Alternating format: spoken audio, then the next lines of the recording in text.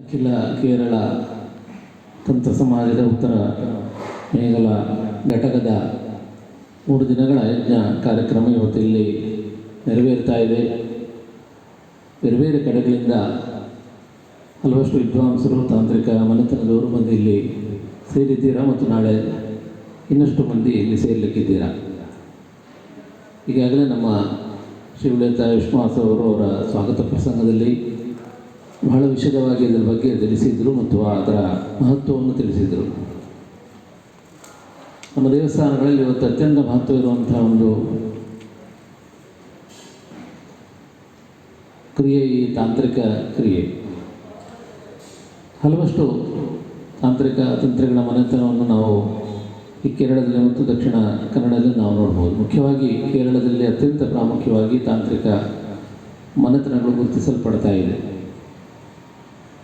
ದೇವಸ್ಥಾನದಲ್ಲಿ ನಾವು ಎಲ್ಲ ದೇವಸ್ಥಾನಗಳಲ್ಲಿ ನಾವು ನೋಡ್ಬೋದು. ಈ ಪರಶುರಾಮ ಸೃಷ್ಟಿಯಲ್ಲಿರುವಂತಹ ದೇವಸ್ಥಾನಗಳಲ್ಲಿ ತಂತ್ರಕ್ಕೆ